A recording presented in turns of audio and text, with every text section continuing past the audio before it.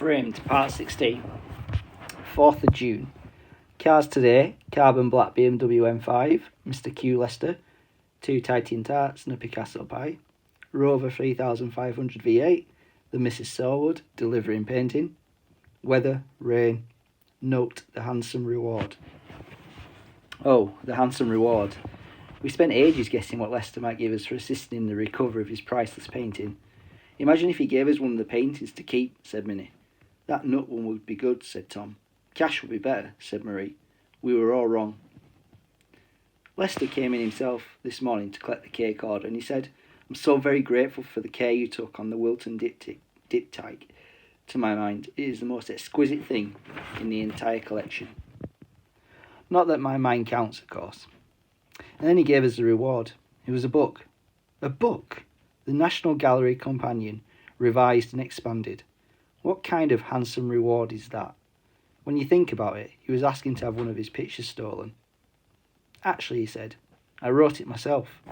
So he didn't even pay money for it. He wrote his name in the front for us, but he didn't say why.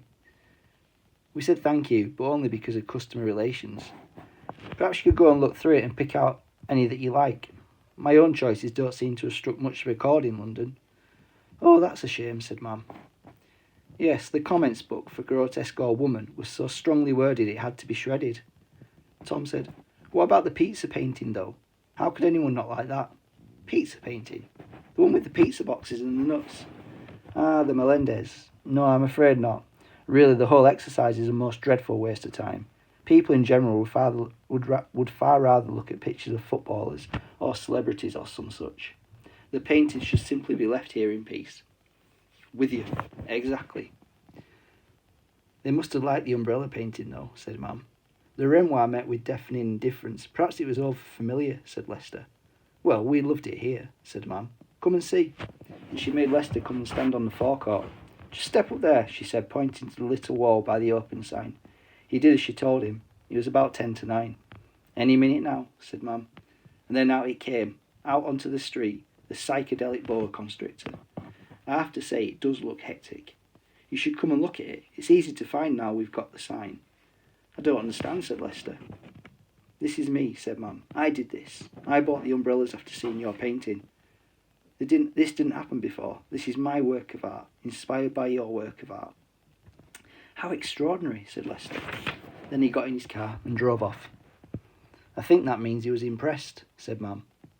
We would have gone straight off to school then if we hadn't heard a massive blast on the impressive horn of the BMW from somewhere up the mountain.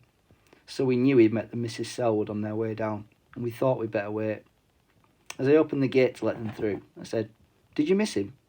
Have we missed him? Said Miss Elsa. Oh dear, we saw him go by and we hurried after.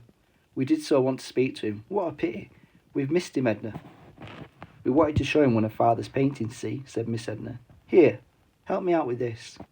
There was no sign of a bump on the car, so Leicester must have managed to avoid them. That's the beauty of power-assisted four-wheel drive. The painting was in the boot, wrapped in a tea towel with Souvenir of Carnarvon written on it.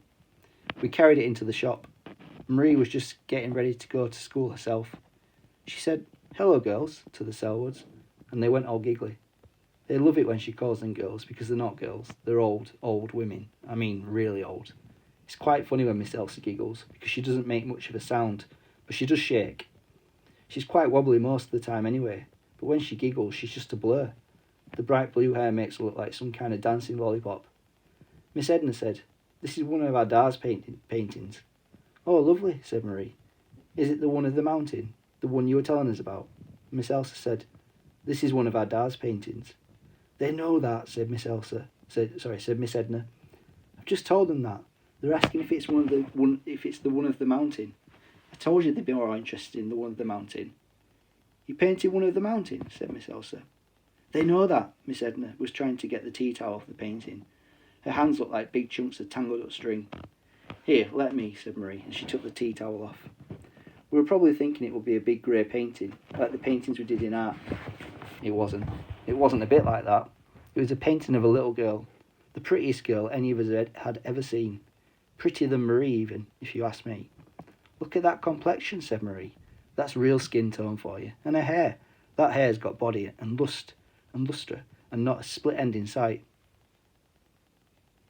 That outfit's lovely too, isn't it? The girl was dressed up like a gypsy or something. Who is it then? His old girlfriend? Then Mrs. Selwood giggled again. Edna said, "They want to know who it is, Elsa." Elsa said, "Tell them who it is." "Don't you recognise her?" said Miss Edna. "That's our Elsa, look." And she nudged Miss Elsa, so that her old wrinkly face was next to the round, glowy face of the girl, like a walnut next to a peach. "It's me," said Elsa. "It's a picture of me when I was a little bit younger." And she laughed so hard a sound came, a dry sound, like someone scrunching paper. We all looked from the pretty girl to the old blind lady who stood at the counter, staring up into nowhere. Time is obviously the strongest mutagen of them all. Marie didn't say anything. She was staring at the picture. She looked at Elsa, then she looked back at the picture again, really quickly. "She was lovely though, wasn't she?" said Miss Edna. "That's why Dar painted her, not me. She was lovely, wouldn't you say, Marie?" Minnie said what we were all thinking. "You've changed a bit then, Miss Elsa." "Minnie," hissed Mam and frowned. We all do, you know," said Elsa. "You'll change yourselves someday." Her knobbly hands were gripping the counter for support. "Pretty as you are." Marie said, "Excuse me," and instead of going to school, she went up to her room and closed the door. Lester's book wasn't that bad after all, by the way, even though nearly all the pictures were of women with no clothes on. Great gangs of them running around in woods or sleeping in fields, or being chased by men in armour. In one, the woman was having a picnic with some men in her bowler hats. Me and Mam and Minnie and Max sat down to look through them that night. Marie was still in her room. I was telling them how every time anyone saw a painting, the paintings seemed to change them. "They'd better not see some of these," said Minnie. "They'd be hectic. Everyone in Manad would be running around the woods in the nuddy." There was also a surprising number of pictures of people getting their heads cut off. As Mum said, "Don't even think about that." There was one of a man and a woman and a little dog, all standing next to each other, with a little mirror on the wall behind them. The mirror was so real you could almost see yourself in it. It was called the Arnolfini portrait. "Look at the way he's holding her hand," said Minnie. "They're both in their best hats. It's a wedding photograph, except it's not a photograph, of course. It must have taken ages to paint. Look, there's mud on her shoes." It's true, when you look closely you could see it. Anyway, we decided on that one. There was trouble at bedtime. Marie was still barricaded in her room and she wasn't letting Minnie in. "I want to go to sleep." "Go and sleep in Man's room. I've got no duvet." Marie opened the door and poked a wad of duvet through. Minnie tugged it out and the door banged shut again.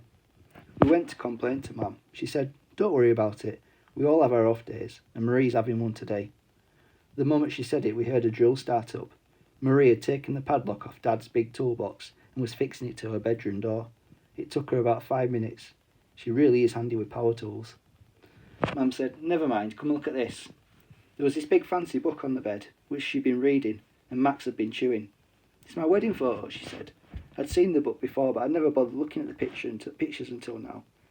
There was Dad with loads of curly black hair, and Mam with the skinny little waist, and practically everyone in Manad, all looking magically younger. "Hang on," said Minnie. "Isn't that Mr. Davis with Uncle Ivor?" "Yeah, he's a lot thinner there, but he's sort of, well, you know, he's smiling. It was a wedding, but Mr. Davis doesn't smile, not ever." "He did then, though." "So what happened?" "What do you mean?" asked Mam. "Once he used to smile and now he doesn't," said Minnie. "What happened in between?" "Well, you know," said Mam. "Stuff, life, things that happen." "What sort of things?" "I'll tell you," said Mam. She did, and it was something really bad. It turns out that Mr. Davis used to have a little boy. The boy and his mum went to the swimming baths in Harlech.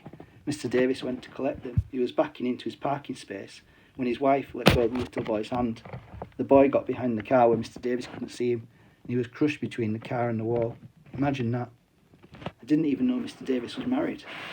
It was very bad. They blamed each other. He was driving the car so you could say it was his fault. She was in charge of little Ben, that was his name, so maybe it was her fault.